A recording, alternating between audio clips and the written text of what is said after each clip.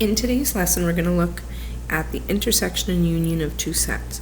And although in the course we've already talked about intersection and union, we're going to go a little bit deeper into the meaning and look at some more examples and more detailed examples. So first of all, intersection. We know that intersection is and, where union is or. So intersection, the set of elements that are common to two or more sets. In set notation, A intersection B denotes the intersection of sets A and B.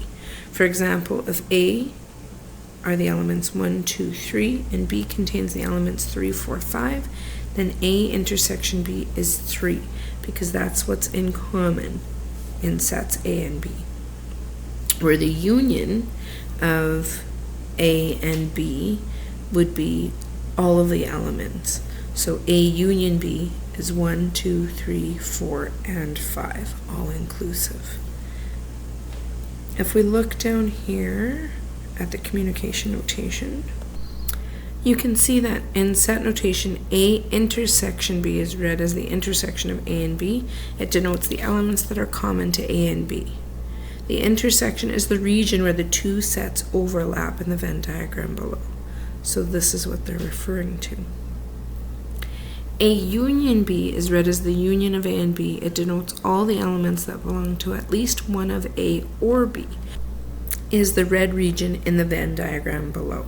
So that's all of this.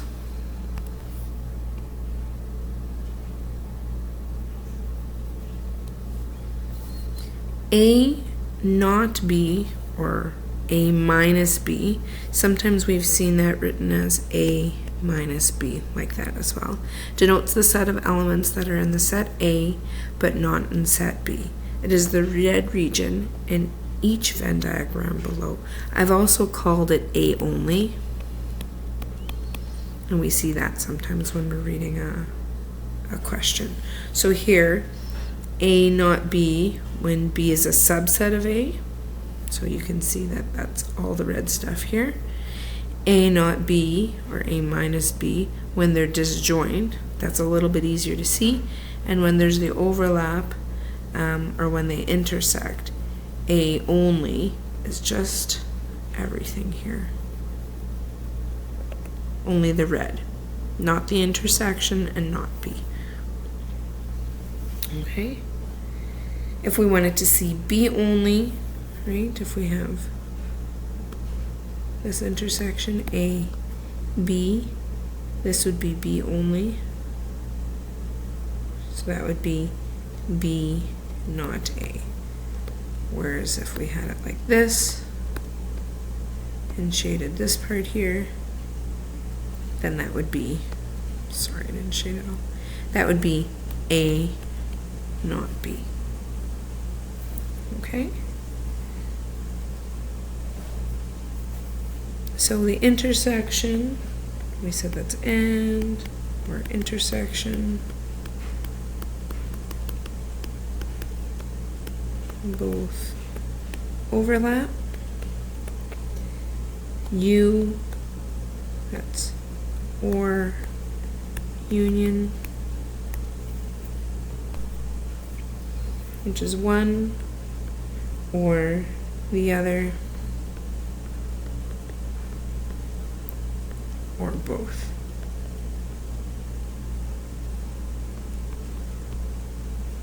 So you're adding all the three pieces, right? Add the three sections. So what I mean adding all three sections is A only plus B only plus the intersection of AB. So visually, you'd be taking, if that's this, A only, however many elements are in there, add that to B only, however many elements that are in there, plus the intersection here, however many are in there, and that would give you your union, all three pieces together. Taking a look at the next page here, we've got a deck of cards, and if you're not familiar with how many cards there are, or the suits or whatever, you should probably Put this on your cheat sheet because decks of cards come up quite a bit. Get yourself familiar. So there's 4 suits. The suits are clubs, spades, hearts, or diamonds. The first one here, these are clubs. There's 13 clubs, 13 spades, 13 hearts, and 13 diamonds, which means there's 26 black cards and 26 red cards for a total of 52 cards in the entire deck. So make sure you make note of that and either put that to memory or add it on your study sheet or your cheat sheet for your tests and your accountability checks so that you can answer these questions.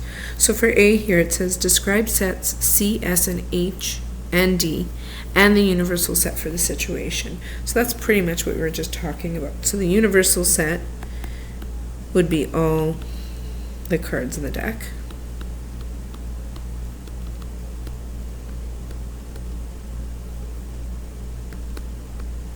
So the number of elements in our universal set is 52, where C is clubs,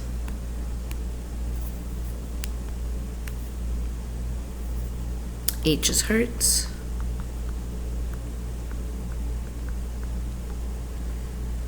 S is spades,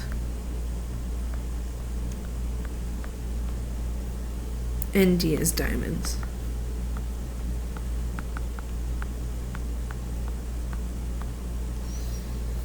Okay, so here describe the number in each element. We talked about that above. The number of elements in C, which is all of our clubs, there's 13, and in fact there's 13 of each. It's a nice way to summarize everything using our set notation. So now we get into the union and the intersection. So what's the difference here? Describe the union of S and H and then determine the number of elements in S union H. So that means or for our union, right? Which means we need to add. So if we take the number of elements in our spades or hearts, so the number of elements that are spades or hearts would be the number of spades plus the number of, losing my notation here, or plus the number of hearts. And if we actually did the math there, that would be 13 plus 13 to give us 26. The intersection of spades and hearts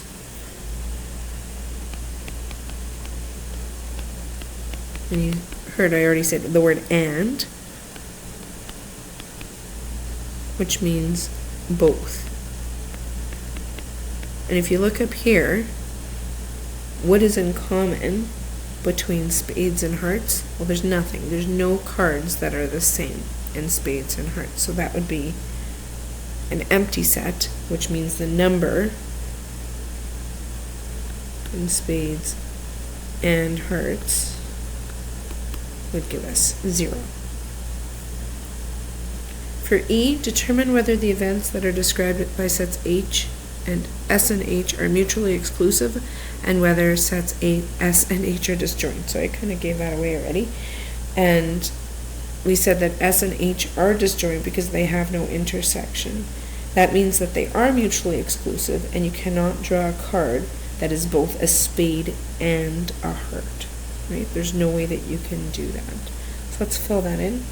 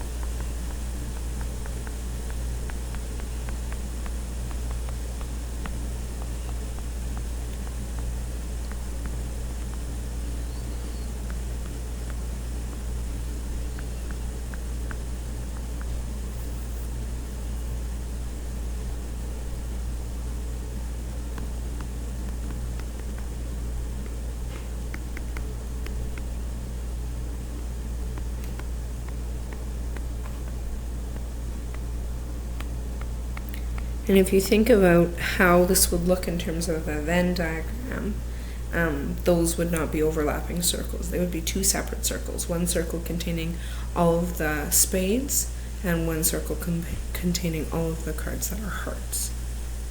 Now, the complement of S union H, what would that mean? So, we've got S union H, and then remember that little mark means complement. So what exactly are we saying? We're saying not spades or hearts. So anything that are not spades or hearts, not spades or not hearts would be better. What are you left with?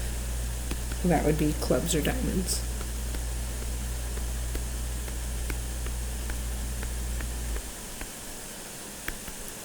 Or C union D.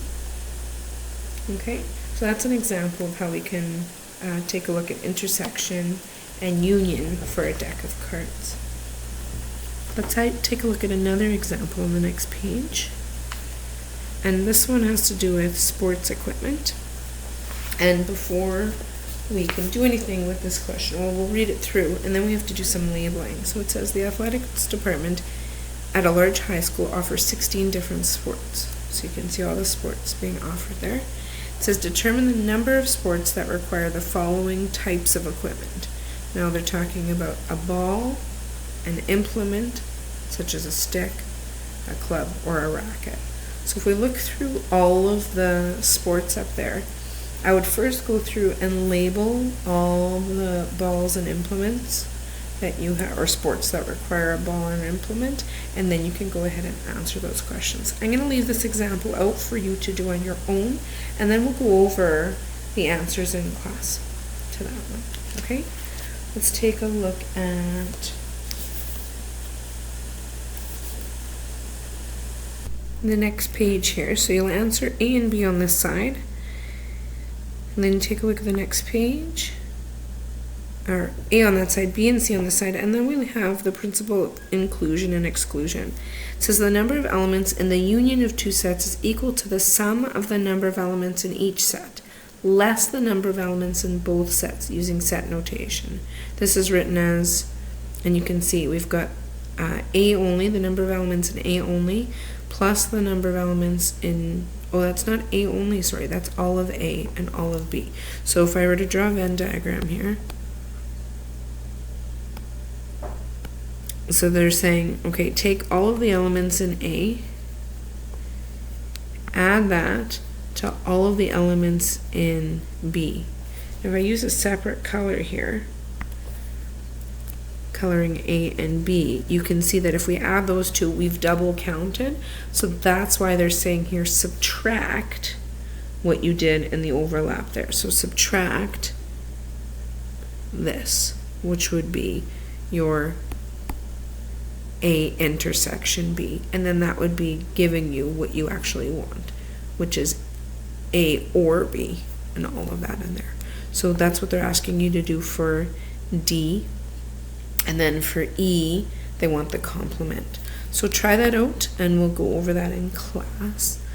Having a look at the next example, this is very similar to what we've been doing already in class, so I'm going to leave that one for you to do, and let's take a look at example 4 together, right? Morgan surveyed the 30 students in her math class about their eating habits. 18 of the students eat breakfast, 5 of the 18 students also eat a healthy lunch. 3 students do not eat breakfast and do not eat a healthy lunch. How many students eat a healthy lunch? So there's the question. Now, Tyler solved this problem as shown below, but made an error. So they're telling us that he actually made an error. What error did he make? Determine the correct solution. I find that sometimes finding errors is easier just to do the question on your own, and sometimes you can look through somebody else's answer, and that's what I do as a teacher, is I look through your work and figure out where you made your mistake. But I always make a key before I do that. However you wish to attack this question, it's up to you, and you might even want to put pause on the video and try it on your own first, and then see how we go through it. It says, let C represent the universal set the students in Morgan's mathematics class. So I like the fact that he's defining his variable. Let B represent those who eat breakfast and L represent those who eat a healthy lunch. You can see in his Venn diagram, all of that's there. There are 30 students in total. I drew a Venn diagram showing the number of elements in each region. Now, where is this mistake? And I can see right away it's sitting right here. Why? Well, when you go up here, initially you think, well, there's no problem. It says that 18 of these students eat breakfast.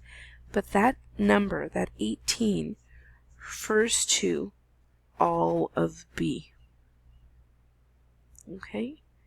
And when he's writing 18 in the spot that it's in, he's saying that 18 students eat breakfast only, where that value 18 should actually be out here, and it includes the 5 students who eat both a healthy breakfast and a healthy lunch.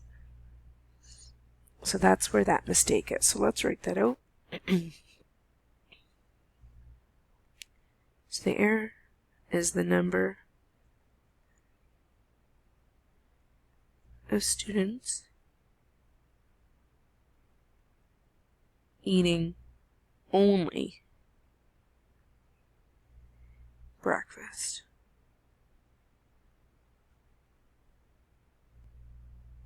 And that should be the 18 minus 5. So I would write that out as B not L. And that would be 18 minus 5, or 13 students. Now if we were to redraw this Venn diagram, remember you need that box there.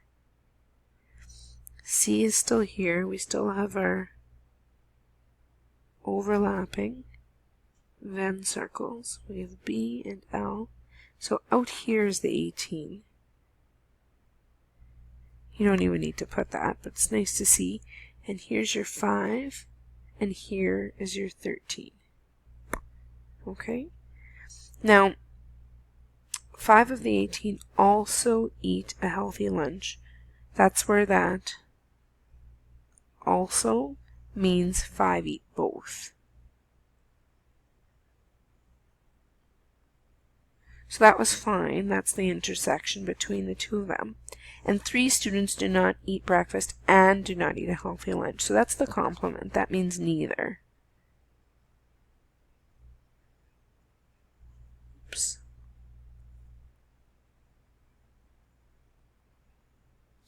So that's that value out here, that 3. So that was all fine. So now we also want to find this value x, right? So we've got the number of, I should have an n here because I'm counting the elements, right? So we've got the number of people eating breakfast, not lunch. We have the number of people not eating breakfast and not eating lunch. We have the number of people eating both. And we also have the total number of people who were surveyed. So all that's left is to find out who eat lunch only. And if you were listening, I listed every value except for the value we need. So all we need to do is take the total number of students, that 30, which is our universal set, and subtract everything else off. I'm going to get rid of that 18 just so it doesn't confuse us. So the number of students who eat lunch and not breakfast would be 30.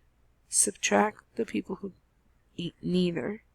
Subtract the 5 who eat both. And subtract the 13 who eat breakfast only.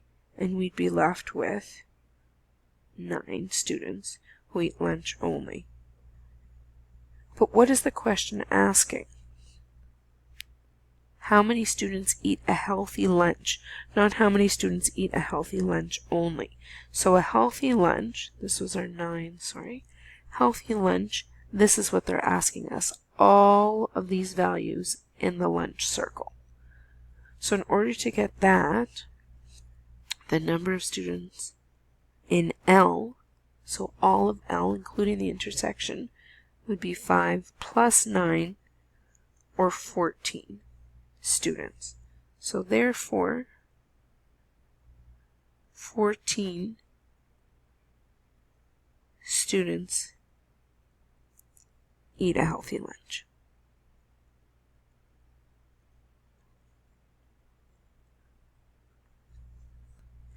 And you can go ahead and look and see what else Tyler did in the solution, but really by making that mistake at the beginning, after that point I stopped looking at it and just filled it out on my own, because once you make that mistake with the 18, everything else is going to follow through, and that's good to make note for yourself when you're solving these questions as well. Sometimes it's hard to find where you made your mistake, especially if it's at the very beginning when you drew the Venn diagram.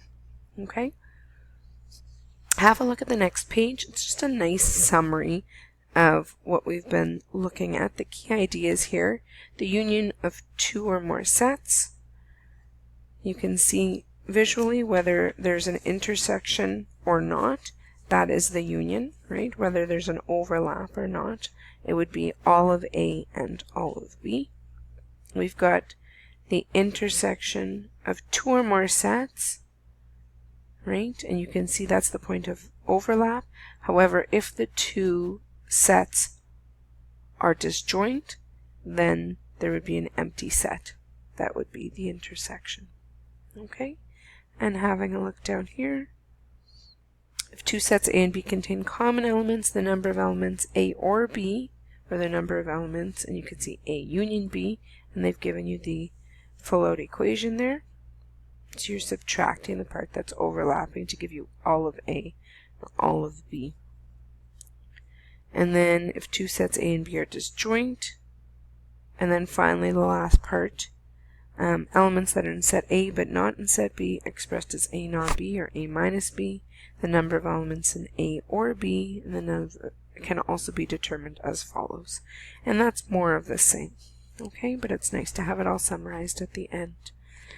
Make sure you ask me any questions about this lesson in class, and have a look at our notes for the filled-in solutions for the other two examples, and we can go over any questions you have when we get to class. Thanks for joining me. Bye-bye.